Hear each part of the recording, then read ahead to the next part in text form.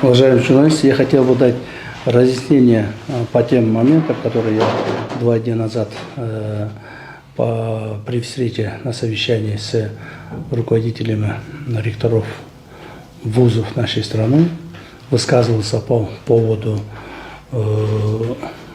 ликвидации Кульбаева.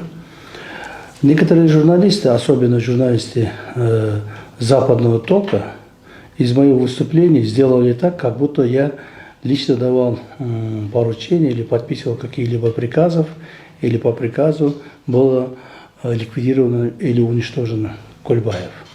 Нет, конечно, это не так, так как мы уже здесь, то есть так как мы являемся и исполняем свои обязанности в соответствии с нашим законодательством.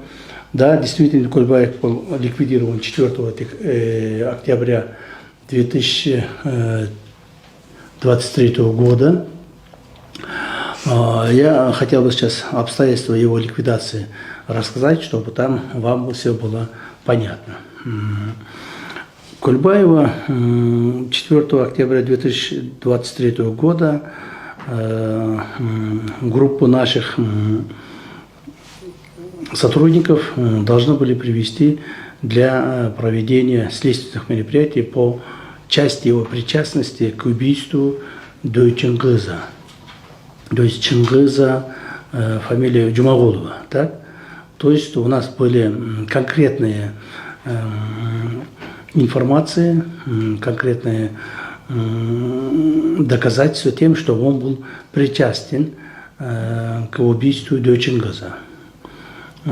Когда наши сотрудники уже прибыли на место нахождения Асамбека, который находился в рестобаре,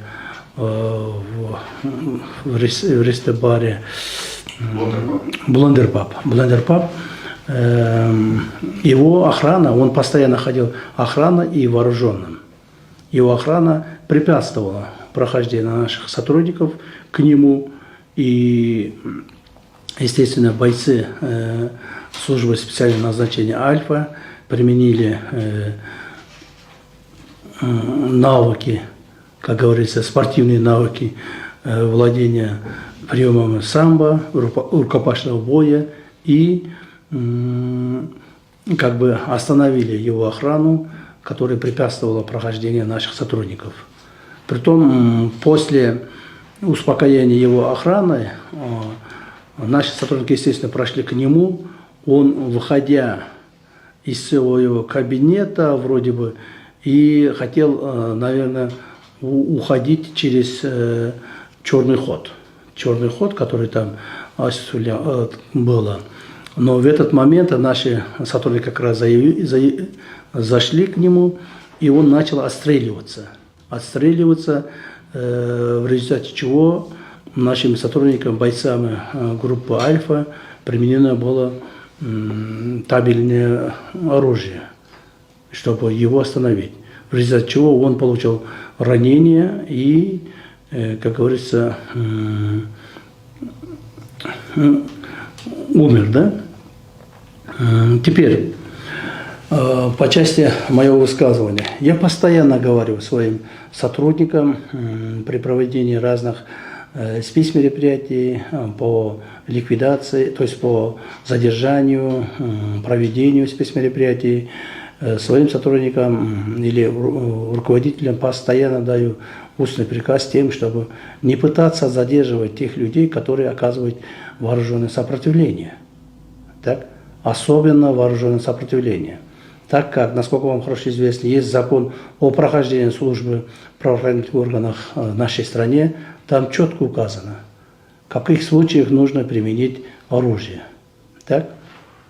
Если подозреваемый угрожает жизни и здоровью сотрудников, которые как бы контактируются или там приходят для задержания этих лиц, тогда они обязаны применить свое оружие для того, чтобы остановить или, в конце концов, не боясь ликвидировать данного преступника. Так как вам хорошо известно, что все лидеры организованных преступных группировок бандиты постоянно находятся в вооружении. И они все время боясь вооружение свое применяют. Поэтому я думаю, в этом случае наши сотрудники как бы очень правильно применили свое боевое оружие и ликвидировали данного лидера ОПГ. Вот об этом я говорил, об этом и шел речь. Так? А некоторые журналисты данную мою речь как хотели, так и перевернули, и якобы я дал приказ именно ликвидировать Кульбаева. Этого нет, я еще раз говорю, я даю все время приказ отношения делать всем одинаково, в соответствии с нашим законодательством. Другого у нас выхода нету и не может быть. Ни один руководитель никогда не даст приказа о ликвидации кого-либо прямую по своему приказу.